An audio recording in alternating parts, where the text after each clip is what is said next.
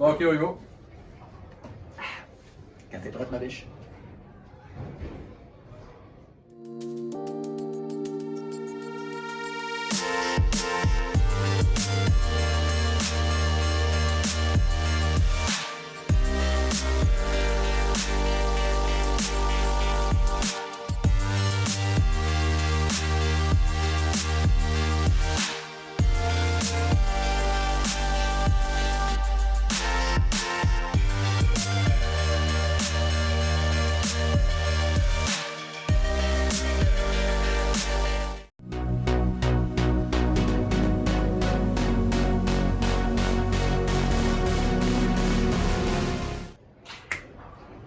Salut! On est revenu encore une fois dans notre. C'est notre salon maintenant, c'est plus la Pro Shop à Bowler. là. Fini.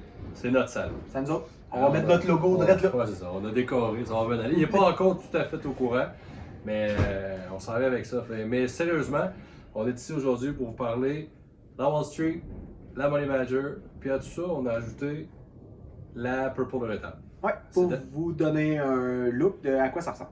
Exactement. Puis comme c'est un peu d'actualité, tout le monde est au courant que Storm s'en vient avec la Pitch Purple. Pitch Purple qui va être une similitude de la Purple Hammer, mais pertinemment, tout le monde le sait, ça sera pas le cas. Ça donnera certainement pas ça, parce qu'il y en a une qui va être solide, puis l'autre qui va être l'autre qui est pearl. Pour le moment, on était là pour vous parler spécifiquement de la Wall Street et de la Money Badger. La Wild Streak ayant un RG de 2,60 et un différentiel de 0,48. Donc, ce qui en fait un RG très élevé et un différentiel à 0,48 qui est médium fort.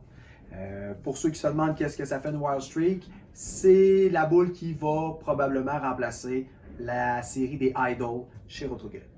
Deux boules qu'on a percées avec On peut appeler ça des layouts, des low flare layouts. Ça veut dire que la boule va flairer moins, elle va avoir moins de potentiel de crochet.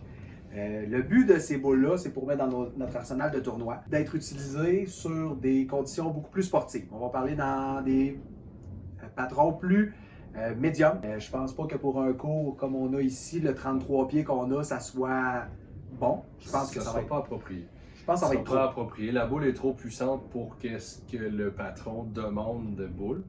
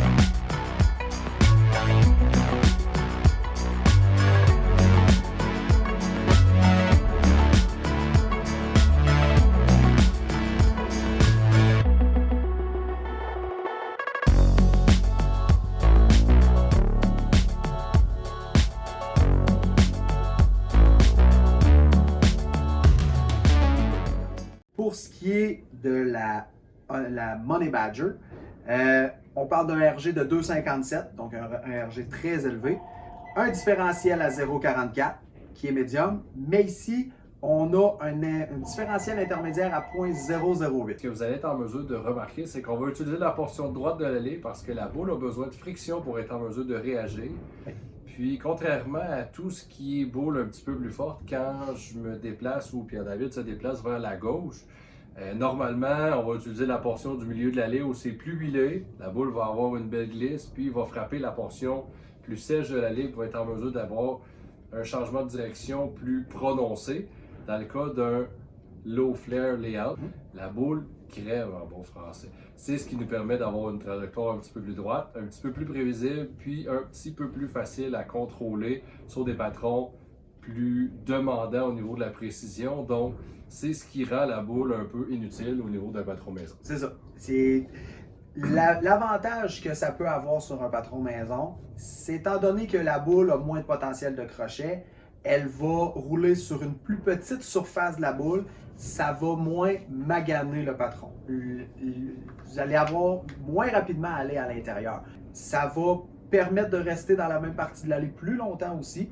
Et moi, c'est quelque chose que j'ai vu dans un tournoi en l'automne passé. Je trouvais que ça roulait bien, puis c'est quelque chose que j'ai bien aimé apporter à mon arsenal de tournoi, parce que je vois pas la nécessité de lancer ça sur une shot maison. Ça reste que pour l'avoir utilisé, parce que je suis curieux de nature, je voulais le voir sur un patron compliqué.